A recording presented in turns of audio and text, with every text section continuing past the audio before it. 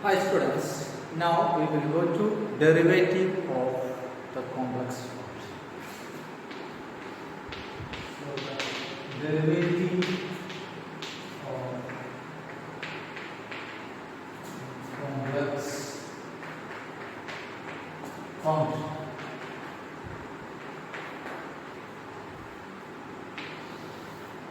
So the derivative, by definition, if you consider the real case, what is the derivative?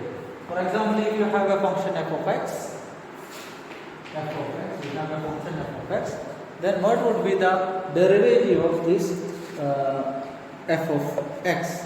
So you can simply write f prime of x is by dou x, that is equal to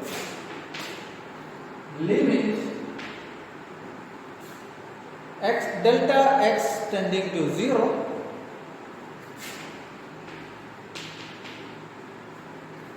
can you see this,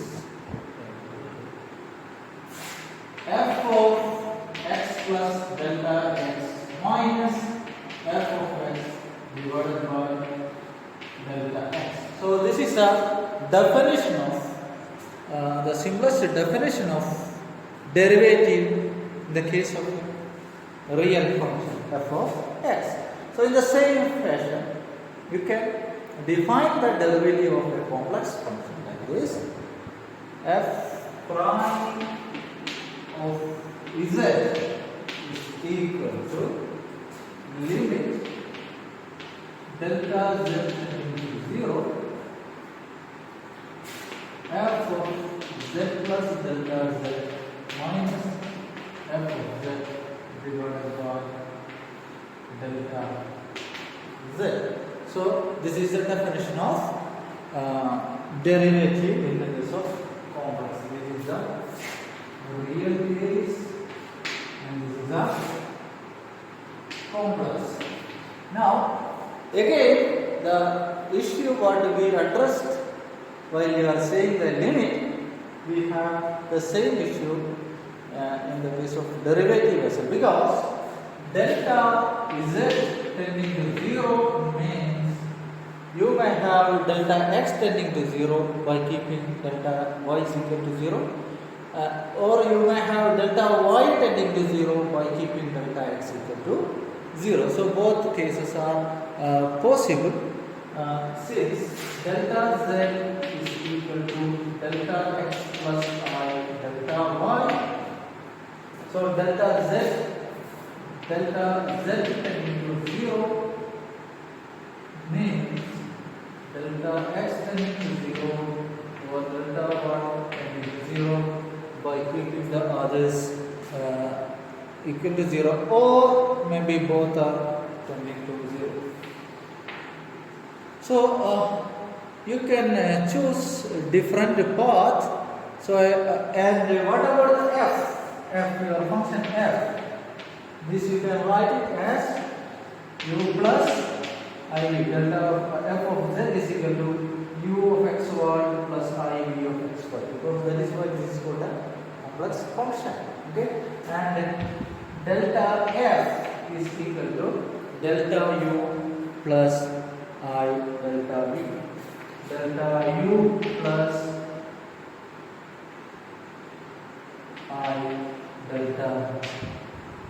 Okay, so this is the things. Now what we are going to do, we are going to take the limit, because f of z is equal to u plus iv, or I am simply using f instead of f of z. F of z is equal to u plus iv, so I can apply it here everywhere and we will look at it. So I am just going to erase it. So this one, how can I rewrite? I can rewrite in this question limit delta z tending to 0. Basically this delta x tending to 0, delta y tending to 0 f prime is equal to delta, because f of z plus delta z minus f of z is nothing but delta f. So delta u plus I delta v divided by what about delta z? Delta z is delta x plus I delta y. Delta x plus I delta y. So this is your f prime or your derivative, or you may rewrite this as delta instead of delta z. I am writing delta x tending to 0 and delta y tending to 0. So this is the situation. Now there are several ways to reach delta z tending to 0. Okay, so as discussed before, you can keep delta y equal to 0 and you can say delta x is tending to 0, or you can keep delta x equal to 0, then delta y tending to 0. So these are the paths. So I am opting these two paths, and we will come to some conclusion, because in order to have the limit to exist, you need the value that you are getting with a different path should be equal. Then only the limit do exist. Otherwise, you have to say limit does not exist. But we need the limit should be exist in order to get the derivative, because the definition is like this. So we have to check with this. I am just opting two paths. I am not opting all the paths that is possible. I am just opting two paths. One is by keeping delta x equal to 0, I am trying to approach delta z 0 by taking delta y tending to 0. Okay, so we will take two paths. So keep in mind, I am just erasing it. So keep in mind, this is the final step I watch. So the first path is path 1. Path 1, delta x tending to 0 by keeping delta y equal to 0. So this is the first path I would like to opt. Then what would be the limit? I don't have to care about this. So delta x tending to 0. Then delta u plus I delta v divided by, actually I have delta x plus delta I delta y, but my delta y already taken it as 0, so you can just keep delta. Okay, so what would be this?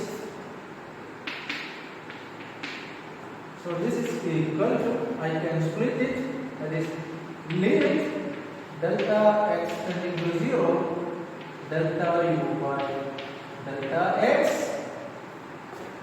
plus I limit delta x tending to 0 delta v by delta x. Okay, so this is nothing but dou u by dou x, or I am putting it as u suffix x.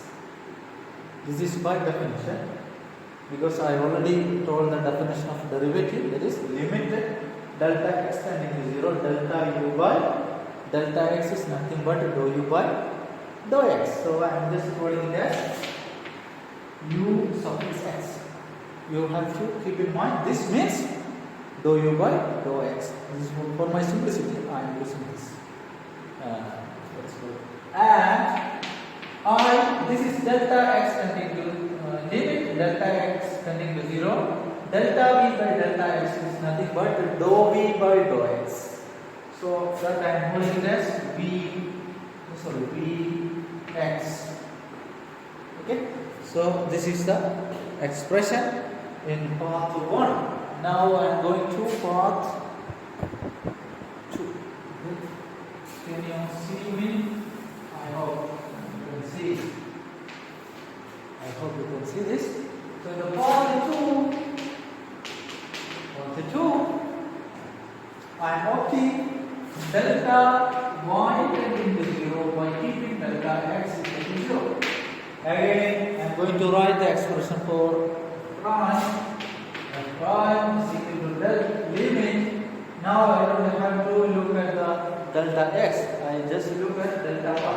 delta y tending to 0, then delta u plus I delta v divided by, actually you had delta x plus I delta y, but I already taken delta x equal to 0, so I will just have to look at I delta. Okay, so again I am splitting it, so that is limit delta y tending to 0, delta u by I delta y, I can take outside.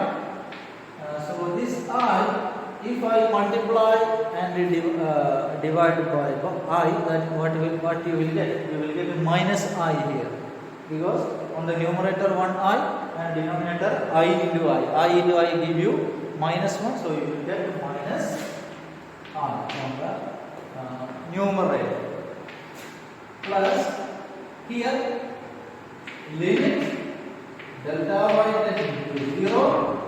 Here also I am multiplying and dividing with I. Okay, so you will get here I into I become minus 1 and the denominator I into I become minus 1, so minus and minus will become plus again. So this is delta v by delta y. So this is nothing but the limit delta y tending to 0. This I am taking outside, I was so confused. The limit delta y tending to 0, delta u by delta y is nothing but dou u by dou y. Okay, that I am calling it as u suffix y. So I have minus I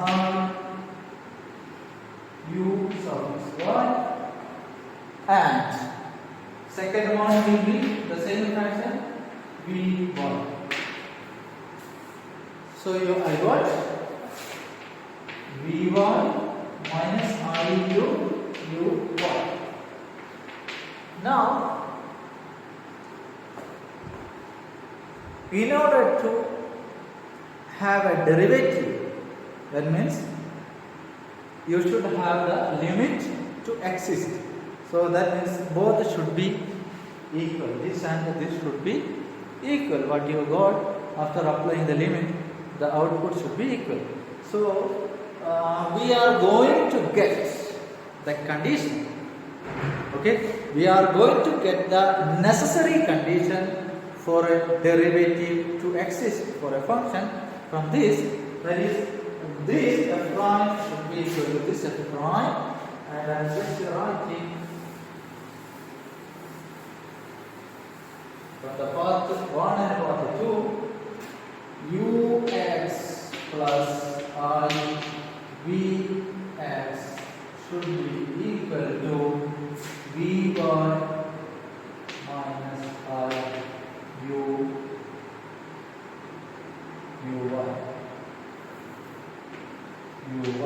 Okay, if something is equal in the complex number, for example z1 is equal to z2, then the real part should be separately equal and the imaginary part should be separately equal. So you can write ux must be equal to v1 and then vx should be equal to minus u1. So this is very, very important. That is, and writing it again, ux equal to v1 and this flipping it, uy is equal to minus vx. So this is the necessary condition for a derivative to exist for a complex function. Okay, if you have a complex function f is equal to u plus I, then in order to have a derivative to exist for this function f, then ux should be equal to vy, or dou u by dou x equal to dou v by dou y, and dou u by dou y must be equal to minus dou v by dou x. Okay, I am just writing it in the actual form is dou u by dou x should be equal to dou v by dou y, and dou u by dou y should be equal to minus dou v by dou x. So this condition is called very important and famous equation or condition, that is called the Cauchy-Riemann equation. This is called Cauchy-Riemann